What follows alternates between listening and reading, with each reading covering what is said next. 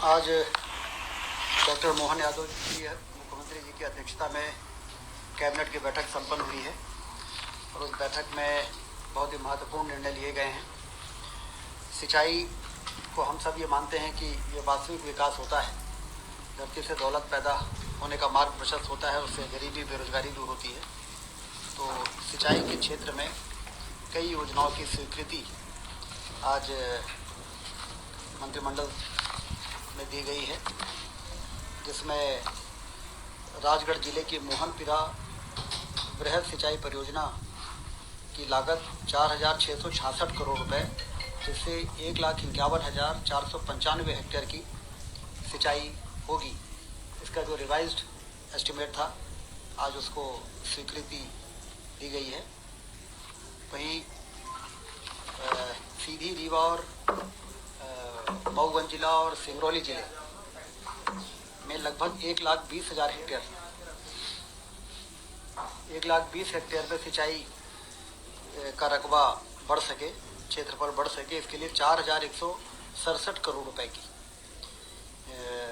मंजूरी आज कैबिनेट ने दी है। एक बहुत बड़ी निर्णय आज हुआ है, जिसमें 663 गांवों को सिंचाई की सुविधा प्राप्त होगी और वो 4 जिलों को कवर करेगी, रीवा, मऊगंज, सीधी और सिंगरौली। एक महत्वपूर्ण निर्णय हुआ है। सिवनी और बालाघाट जिले की संजय सरोवर परियोजना के नहरों के विस्तारीकरण, नवीनीकरण, आधुनिकीकरण प्रस्ताव की स्वीकृत हुई है 332 करोड़ रुपए, और इसमें 11,450 हेक्टेयर अतिरिक्त एरिया में सिंचाई का लाभ सिवनी और बालाघाट जिले के किसानों को मिलेगा। बाण सागर बहुउद्देशीय परियोजना जो रीवा और सीधी को कवर करती है, इसमें बहुती नहर को भारत सरकार की modernisation of command area development work, जिसमें 60% केंद्र राशि देता है और 40% राज्य सरकार देता है। इसमें 1,146 करोड़ रुपए की मतलब जो इरिगेशन की मूल योजना थी उसको परिवर्तित करके माइक्रो इरिगेशन में कन्वर्ट किया गया है। उसमें सिंचाई एक बड़े एरिया में सिंचाई से संभव हो सकेगी। कमांड एरिया बढ़ गया, जो पहले बहुती में 60,000 हेक्टेयर था, वो बढ़ के 80,000 हेक्टेयर हो जाएगा। तो 20,000 हेक्टेयर इस कन्वर्जन के कारण अतिरिक्त सिंचाई संभव हो सकेगी। इसके साथ ही स्टार्टअप एंड इंक्यूबेशन के संबंध में किए जा रहे कार्यों का समावेश सूक्ष्म, लघु और मध्यम उद्योग विभाग के अंतर्गत करने हेतु मध्य प्रदेश कार्य में संशोधन की कार्रवाई का निर्णय लिया गया है। प्रशासनिक इकाइयों के पुनर्गठन के लिए मध्य प्रदेश प्रशासनिक इकाई पुनर्गठन आयोग गठित किए जाने हेतु आयोग का गठन होगा। आयोग के टर्म्स ऑफ रेफरेंस, आयोग का स्वरूप, इन सब चीज़ों के लिए आयोग के गठन की स्वीकृति मिली है, जिससे और ज़्यादा बेहतर प्रशासनिक नियंत्रण पूरे प्रदेश में सुनिश्चित हो सकेगा। अनुसूचित जाति कल्याण विभाग के अंतर्गत अनुदान प्राप्त अशासकीय संस्थाओं के शिक्षक और कर्मचारियों को 1 जनवरी 2006 से 6वें वेतनमान का लाभ देने एवं 53.74 करोड़ के अनुमानित व्यय का अनुमोदन किया गया है। अब उन्हें भी 6वें वेतन आयोग का लाभ मिल सकेगा।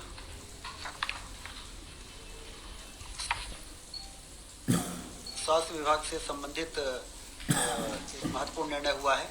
National commission for allied and health care profession act, जो भारत सरकार ने 221 में एक नया कानून को इंट्रोड्यूस किया था, जिसमें पैरामेडिकल के संचालन, उनके स्टाफ और सारे बेहतर प्रबंधन के लिए उस एक्ट के प्रावधानों के अंतर्गत अब मध्य प्रदेश में जो MP पैरामेडिकल परिषद होता था, उसकी जगह Madhya Pradesh allied and health care council का गठन का अनुमोदन किया गया है। अब पैरामेडिकल काउंसिल के सारे जो काम है वो इस काउंसिल के माध्यम से किए जाएंगे। इसका भी आज अनुमोदन कैबिनेट में हुआ है।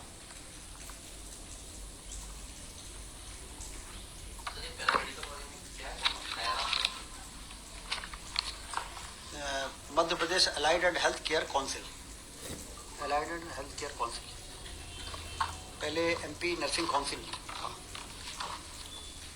इसके साथ ही माननीय मुख्यमंत्री जी ने लगभग 17,000 करोड़ से अधिक के भूमि पूजन लोकार्पण माननीय प्रधानमंत्री महोदय द्वारा जो 29 को होना है, जो विकसित भारत संकल्प यात्रा का एक तरह से वो समापन भी होगा, जिसमें पूरे देश भर में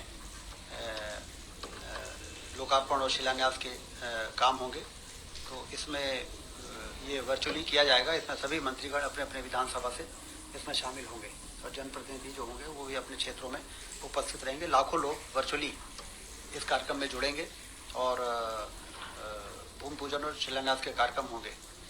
कल हुए ओलावृष्टि और अतिवृष्टि से होने वाली फसल हानि का सर्वे हेतु समस्त जिले के कलेक्टरों को निर्देश दिए जा चुके हैं और उनको ये स्पष्ट है कि कोई भी किसान जो प्रभावित हुआ है उसका सर्वे बहुत गंभीरता से के साथ किया जाए और जो भी मुआवजा का प्रावधान है उनको राहत राशि उपलब्ध कराई जाए। इसकी मॉनिटरिंग करने के लिए भी सभी मंत्री और विधायक और सांसदों को निर्देश हुए हैं कि वो अपने अपने क्षेत्रों में ये सुनिश्चित करें कि ठीक प्रकार से सर्वे और राहत राशि का वितरण हो जाए।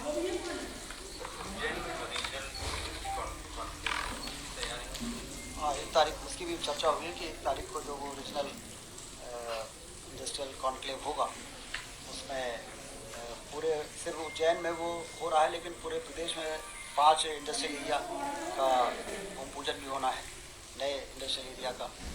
और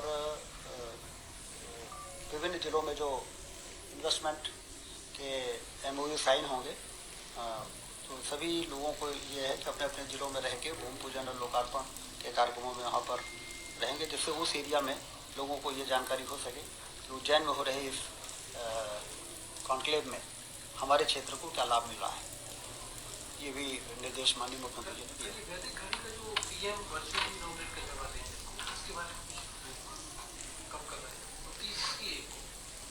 इसकी चर्चा तो 29 तारीख को, बाकी वो चर्चा में नहीं था, लेकिन 29 तारीख को प्रधानमंत्री जी करेंगे।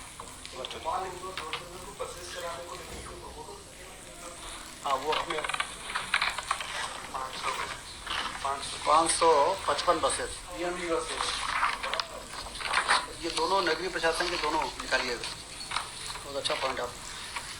प्रधानमंत्री ई बस सेवा योजना की शुरुआत हो रही है, जिसमें हमारे प्रदेश के ग्वालियर, जबलपुर, उज्जैन, भोपाल, इंदौर और सागर में PM ई बस योजना के अंतर्गत 552 शहरी ई बसों की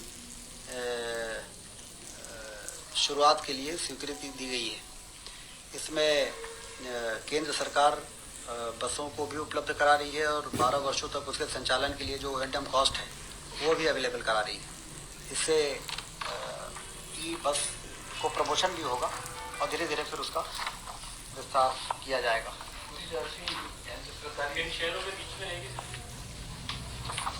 ये शहर हैं भोपाल, इंदौर, ग्वालियर, जबलपुर, उज्जैन और सागर। इनको सेलेक्ट किया गया है भारत सरकार ने अभी, और इसमें 555 बसें दी जाएंगी अलग अलग साइज़ों की, जिसमें कुछ बड़ी बसें भी हैं, कुछ मिनी बसें भी हैं।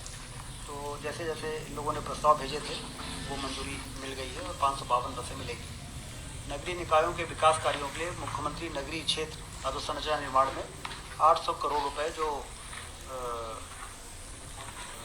24-25 तक के लिए था उसको बढ़ा के अब 3 वर्षों के लिए किया गया है और 800 करोड़ की लागत को बढ़ा के 1100 करोड़ उसकी साइज बढ़ाई गई है, जैसे कि जो भी विकास के कार्य हैं वो उसमें किसी प्रकार की कोई रुकावट ना आए। प्रदेश में सार्वजनिक निजी भागीदारी PPP मोड में निजी ऑपरेटर के सहयोग से राज्य के भीतर वायुसेना संचालन का ये प्रस्ताव पर्यटन विभाग ने प्रस्तुत किया, जिसको कैबिनेट ने मंजूर कर दिया है। इसमें अब पर्यटन को बढ़ाने के लिए डबल इंजन के विमान PPP मोड में उड़ाए जाएंगे 20 सीटर तक के। वो 8 सीटर भी हो सकते हैं, 15 सीटर भी हो सकते हैं, 19 सीटर भी हो सकते हैं। इससे पर्यटन को एक बूस्ट मिलेगा। अभी ये रूट अभी तय होंगे, अभी तो इस पर आगे बढ़ने की स्वीकृति दे दी गई है। अब हमारे जो पोटेंशियल एरिया हैं टूरिज़्म के, सारे प्रदेश को कवर करते हुए रूट तय होंगे और वो ऑफर निकाले जाएंगे। प्राइवेट ऑपरेटर्स उसमें बिड करेंगे और उसके आधार पर उनको सिलेक्शन होगा।